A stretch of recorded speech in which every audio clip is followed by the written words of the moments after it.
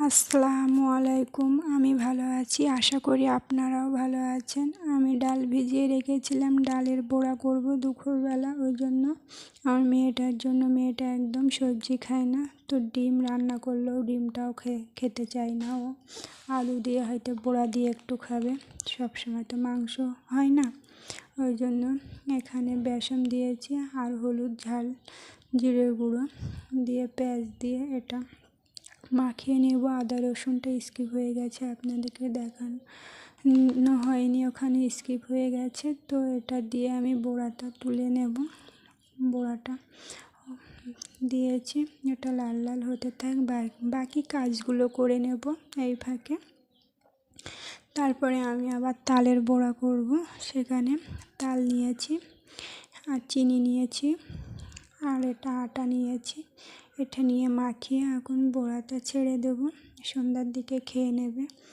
ওই জন্য বড়াটা কেন হতে থাক। আমার মেয়েগুলো জ্বালাতন করছে, কখন বড়া তুলে দাও, আমি খাবো। আমি বললাম সন্ধ্যাবেলা দেবো, না শুনছে না। এখানে বড়াগুলো হয়ে গেছে, দেখেন কত সুন্দর হয়েছে বড়াগুলো।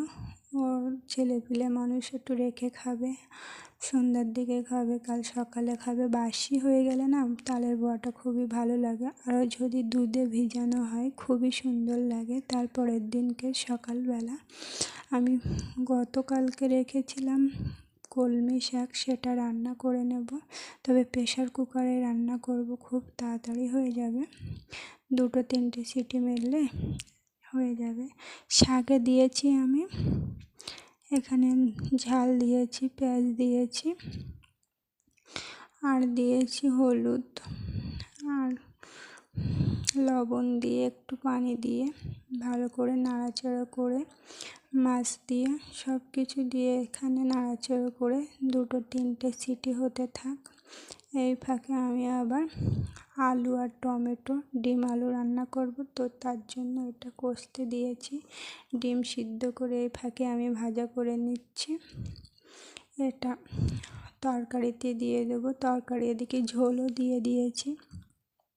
সব কিছু তো দেখানো যায় না, একা একা ভিডিও শ্যুট করা রান্না। আমার তো কোনো স্ট্যান্ড নেই, হাতের উপরে সবই করি, সেই জন্য ভালোভাবে শ্যুট করতে পারি না। আপনাদের সাপোর্ট আর ভালোবাসা পেলে আমি আস্তে আস্তে সব আমার কাজের জিনিসগুলো নেব। তবে আমি প্রথম শুরু করেছি, হয়তো করতে পারবো কি না জানি না। অ্যালোভেরা গাছগুলো এখানে কোনো কাজেরই আসে না, সেই জন্য নষ্ট হয়ে যাচ্ছে। মুখে কিংবা মাথায় দিলে ইচিং বার হয়, সেই জন্য নষ্ট হয়ে যায়। আমি আর কোনো গুরুত্বই দেই না, ওইভাবে রয়েছে। তবে আমার এই ঘরের একটা বেলকনি মতন, বারান্দার সানসেট মতো আছে, সেখানে লাগানো আছে।